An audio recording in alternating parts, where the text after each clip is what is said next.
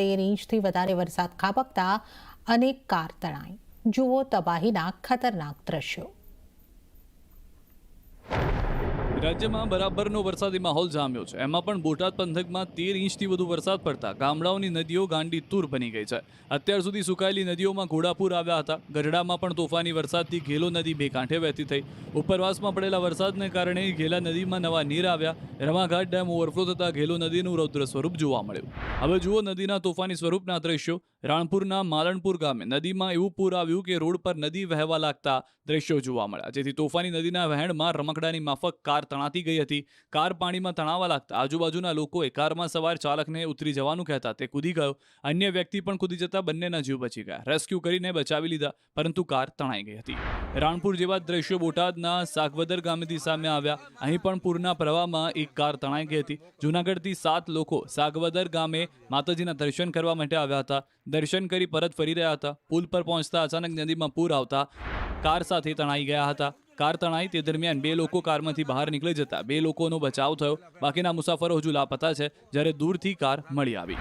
આ તરફ બોટાદના બરવાડામાં મેઘરાજાએ તોફાની બેટિંગ કરતા ગામની ઉતાવળી નદી ગાંડી તૂર બની। પાણીનો પ્રવાહ એટલો વધી ગયો કે નદીના પુલ નજીક પાણીનું સ્તર પહોંચી ગયું। ભયજનક સપાટીએ પાણી પહોંચી ગયું। પાણીના પ્રવાહમાં ભેંસ અને ગાયો પણ ચપેટમાં આવી જતા તરતી નજરે પડી। ખાંભળા ડેમમાંથી છોડાયેલા પાણી અને સતત પંથકમાં પડી રહેલા વરસાદને કારણે નદીના પ્રવાહમાં સતત વધારો જોવા મળી રહ્યો છે, જેથી પુલ પર એક તરફના વાહનો વ્યવહાર બંધ કરી દેવામાં આવ્યો છે। ધંધુકા તરફ જવાનો એક તરફી પુલ બંધ કરી દેવામાં આવ્યો છે। આ તરફ દ્રશ્યો પણ આપ જુઓ કે જ્યાં આગળ જોઈને તમને લાગશે કે કોઈ તળાવ છે, પણ તળાવ નથી, આ તો ખેતરો છે। બોટાદમાં સાંબેલાધાર વરસાદ પડતા ખેતરો નદી બની ગયા છે।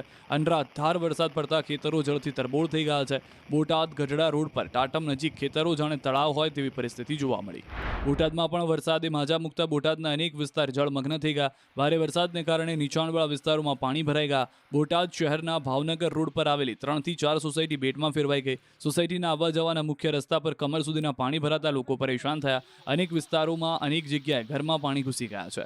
આ દ્રશ્યો ગઢડાના ગોરડકા ગામના છે। અહીં પણ મેઘો મન મૂકીને વરસતા જ ગામની નદીમાં ઘોડાપૂર આવ્યું હતું। પ્રથમ વરસાદમાં જ ગોરડકા ગામની કેરી નદી ગાંડી તૂર બની। 13 ઇંચથી વધુ વરસાદ પડતા ખેડૂતો ખુશખુશાલ થયા।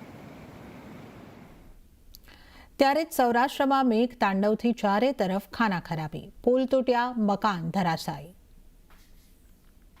સુરેન્દ્રનગર પંથકમાં મેઘરાજાએ તોફાની બેટિંગ કરતા ગામડાઓની નદીઓ ગાંડી તૂર બની ગઈ। થાન સુરેન્દ્રનગર રોડ પર ખાખરાળી ચોકડી પાસેનું નાળું બેસી જતા વાહન વ્યવહાર ખોરવાયો હતો। નાળા નીચે પાણીનો પ્રવાહ વધતા નાળું બેસી ગયું, જોકે સદનસીબે કોઈ જાનહાની થઈ નથી।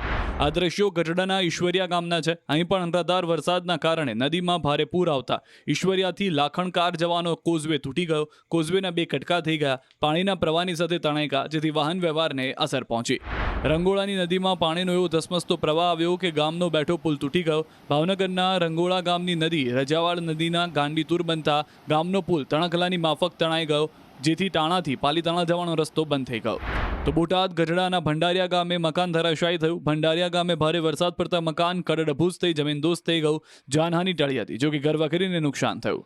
તો છોટાઉદેપુરમાં પણ વરસાદના કારણે 3 મકાન ધરાશાયી થયા। એક રહેણાંક અને 2 બિન રહેણાંક મકાન જમીનદોસ્ત થયા હતા। કાર પર કાટમાળ પડતા નુકસાન થયું। આ તરફ ભાવનગર પાનવાડી વિસ્તારમાં બિલ્ડિંગનો એક ભાગ ધરાશાયી થયો। બજરંગદાસ બાપા હોસ્પિટલની સામે દેવનાથ કોમ્પ્લેક્સનો ભાગ ધરાશાયી થયો। અમદાવાદમાં પણ મકાન જમીનદોસ્ત થયું। શાહીબાગ ખાતે આવેલી ધર્મી સોસાયટીમાં બિલ્ડિંગના 3જા માળનો ભાગ જર્જરિત થતા ધરાશાયી થયો, જેથી નાસભાગ મચી ગઈ। ફાયર વિભાગે પહોંચી મામલો સંભાળ્યો હતો। 8 લોકોને સલામત રીતે ઉતાર્યા હતા। તો મોડાસાના મોતીપુરમાં વીજળી પડતા ખેતરમાં 9 ઘેંટા બકરાના મોત થયા। પશુપાલક ખેમાભાઈ ભરવાડના બકરા મોતને ભેટ્યા। આ તરફ અમરેલીના કાઠમા ગામમાં સ્થાનિક નદીએ વિનાશ વેર્યો। નદી કાંઠે રહેતો પરિવાર તબાહ થયો। 8 જેટલા પાલતુ પશુઓના મોત થયા। ઘરવખરી પાણીમાં તણાઈ। તો ભાવનગરનો શેત્રુંજી ડેમ ઓવરફ્લો થવાની તૈયારીમાં, તો રંડોળાની નદીમાં કાર તણખલાની માફક તણાઈ। વહેલી સવારથી ભાવનગર પંથકમાં મેઘરાજાએ મંડાણ કર્યું અને બપોરના 2 વાગ્યા સુધીમાં 6 ઇંચ સુધી વરસાદ ખાબકી જતા અનેક શહેરો બેટમાં ફેરવાયા હતા। સવારથી મેઘરાજાએ તોફાની બેટિંગ કરતા આખું શહેર પાણી થઈ ગયું। શહેરના માર્ગો જાણે તળાવ બની ગયા। નીચાણવાળા વિસ્તાર બેટમાં ફેરવાયા। નીચાણવાળા વિસ્તારમાં ગોઠણડૂબ પાણી ભરાતા વાહનો ફસાયા। ટુ વ્હીલરના ટાયર ડૂબી ગયા હતા. રિક્ષા બંધ પડતા લોકોને ધક્કા મારવા પડ્યા. આખી બજાર જાણે સ્વિમિંગ પુલ બની ગઈ હોય તેમ બાળકો સ્વિમિંગ કરતા નજરે પડ્યા. પાલીતાણાના દુધાળા, ઘેટી, નાનીમાળ, આદપુર સહિતના ગામડાઓમાં વાવણીલાયક વરસાદ થયો. પ્રથમ વરસાદે જળબંબાકારની સ્થિતિના દ્રશ્યો ભાવનગરના સિહોરના છે. વહેલી સવારથી જ અહીં વરસાદ તૂટી પડ્યો. 4 થી 6 ઇંચ વરસાદ ખાબકતા સિહોરના ગામડાઓની નદીઓ ગાંડીતુર બની ગઈ. સિહોરના વરલ, બુઢાણા સહિતના ગામમાં સુપડાધારે વરસાદ પડતા ગામ બુઢાણા, બાલાવાડી કોઝવે, નવા બનેલા રોડ પર રેલિંગના પતરા તૂટી ગયા. પહેલા વરસાદમાં જ તણાતા પાલીતાણા ટાણા રોડ બંધ કરવાની ફરજ પડી. નદી ગાંડીતુર બનતા રોડ બંધ કરવા પડ્યા. ગાંડીતુર બનેલી નદીના આ દ્રશ્યો સિહોરના ટાણા ગામના છે. વીજળીના કડાકા ભડાકા સાથે ધોધમાર વરસાદ પડતા ગામમાં જળબંબાકારની સ્થિતિ સર્જાઈ. વરસાદની એન્ટ્રી સાથે જ વરલ ગામની નદીમાં પાણીનો ધસમસતો પ્રવાહ વહેતો થયો. સુકીભટ્ટ નદીમાં ઘોડાપુર આવ્યું, જેથી ખોડાપુર વરલથી ભાખર જવાનો રસ્તો બંધ થયો. ધોધમાર વરસાદ થતાં ગામોમાં વૃક્ષ પડી ગયા. આજુબાજુના ગામોમાં ધોધમાર વરસાદ વરસ્યો. નદીના પાણી મહુવાના ગામડામાં ઘૂસી ગયા. સવારથી વરસાદે તોફાની બેટિંગ કરતા મહુવા શહેર સહિત તરેડ ગામમાં જળબંબાકારની સ્થિતિ સર્જાઈ. ગામના નીચાણવાળા વિસ્તારમાં પૂર જેવી સ્થિતિનું નિર્માણ થયું. ભારે વરસાદને કારણે તરેડ ગામની નદી ગાંડીતુર બની ગઈ. વાવણીલાયક વરસાદ પડતા ખેડૂતો ખુશખુશાલ થયા.